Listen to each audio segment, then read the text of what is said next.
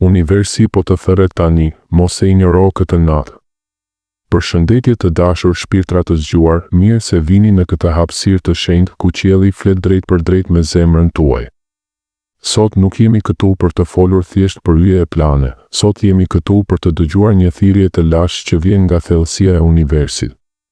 Është nata e një ndryshimi të madh energjetik, një natë ku errësira nuk është armike, por mësuese.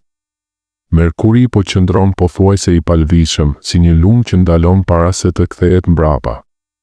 Hëna dhe dielli po përplasen në një tension të shenjtë. Relaksohuni, merrni frymë thellë. Para se të ndiqni këtë video, mos harroni të pëlqeni faqen tonë dhe të shpërndani videot miqve tuaj, është shumë e rëndësishme për ne për mirëmbajtjen dhe rritjen e faqes sonë. Le të hyjmë bashkë në këtë udhëtim. Pika 1. Merkuri dhe pushimi i tij, reflektimi intuitiv. Imagjinoni Merkurin si një zog të madh që fluturon mbi oqeanin e mendimeve tona. Normalisht ai fluturon shpejt, me krah logjike, duke mbledhur fakte, duke ndërtuar fjali, duke zgjidhur enigma. Por tani ai po ngadalsohet. Po qëndron pothuajse i palvishëm, stacionar, para se të hyjë në prapavi në shenjën e peshqve. Ky moment quhet stacionar, sikur një tren ndalon në stacionin e fundit para se të kthehet drejt. Çfarë ndodh kur mendja jon ndalon? Kur logjika hesht? Atëherë flet zëri tjetër, ai i thellë, ai intuitiv, ai që nuk ka nevojë për fjalë për të kuptuar. Në këto ditë, mendimet tuaja mund të mos jenë më aq të qarta sa dëshironi. Fjalët mund të humbasin rrugën, bisedat mund të kthehen në keqkuptime. Por mos e shihni si fatkeqësi. Shiheni si dhuratë. Universi po ju thot, ndaluni. Mos mendoni me kokë. Ndjeni me shpirt. Pyeteni veten, çfarë mendimi po përsëritet pa pushim në mendjen tuaj këto ditë? Ai mendim që ju bën të qëndroni zgjuar natën? Ai nuk është rastësi. Është një mesazh i koduar nga thellësia juaj. Në vend që të përpiqeni ta zgjidhni me logjik, provoni ta lini të rrjedh si ujë. Shkruajeni në një letër pa e rilexuar. Flisni me veten në pasqyrë pa e gjykuar. Kjo është koha kur zgjidhjet e vërteta vijnë jo nga analiza, por nga heshtja. Dhe kur Merkuri të kthehet mbrapa plotësisht, do të keni pasur kohë të mjaftueshme për të pastruar rrëmujen e vjetër dhe për të hapur rrugë për të ren. Besojini këtij pushimi. Ai nuk është pengesë, është porta drejt një mendjeje më të lirë, më të pastër, më hyjnore. Pika 2. Tensioni midis hënës dhe diellit, konflikti kokë dhe zemër. Tani le të flasim për dramën e natës, hëna në binjak kundër diellit në peshq. Është një katror, një kënd 90 gradësh tensioni, si dy njerëz që tërheqin të njëjtin litar nga ana e kundërt. Hëna në binjak është mendja që fluturon, kurioze, sociale, dëshiron të di, të analizoj, të flas, të lidh pika. Ajo pyet, pse? Si? Çfarë do të thotë kjo? Por dielli në peshq është shpirti që ndjen, i butë, empatik, ëndërrimtar, dëshiron të shkrihet me gjithçka, të mos ketë kufi, të besoj pa prova. Ai thotë, nuk ka nevojë të dish. Thjesht ndjeje. Lëre të rrjedh. Ky katror krijon një stujë të brendshme. Ndoshta ndjeni pagjumësi, mendja juaj vrapon si një ketër në rrotë, ndërsa zemra juaj dëshiron të çajë pa arsye. Ndoshta ndjeni një shqetësim të pashpjegueshëm, sikur diçka po ju tërheq drejt diçkaje të madhe, por logjika juaj po reziston. Ky tension nuk është ndëshkim. Është një përditësim kozmik, sikur kompjuteri juaj del nga sinkronizimi dhe duhet të rindizet për të marrë versionin e ri. Imagjinoni dy versione të vetes suaj, njëra ulur në tavolinë me libra dhe shënime, tjetra shtrirë në yje duke dëgjuar detin. Këto dy versione po grinden tani. Por grindja nuk është për të fituar njeri, është për të krijuar një të tretë, një version që di të mendoj dhe të ndjej njëkohësisht.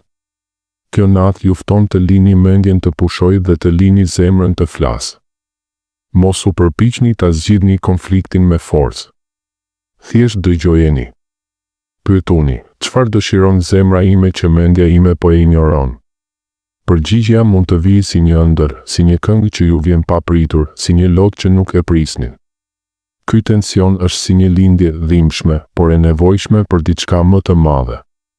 Pika 3. Ndikimi të shenjat. 4. Shenjat që ndjejnë më fort valën. Kjo valë kozmike nuk prek të gjithë një lloj, disa shenja e ndjejnë si një thirrje që troket fort në derën e shpirtit.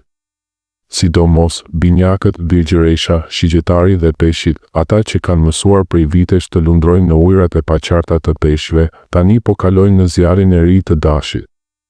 Është si të dalësh nga një ëndër e gjatë dhe të duhet të ecësh në tokë të re, me këmbë që ende dridhen. Binjakët. Zëri i kokës dhe zëri i zemrës po bërtasin njëkohësisht, njëri kërkon fakte, tjetri dëshiron të besoj pa i parë. Ky tension Saturn, Neptun po ju sfidon të zgjidhni, a do ta mbani kontrollin e mendjes, apo do ta lini intuitën të marrë timonin? Imagjinoni veten në kryqëzim rrugësh, njëra drejt e drejt logjike, tjetra drejt një aventure që se shpjegon dot mendja. Kjo natë ju fton të lini mendjen të pushoj.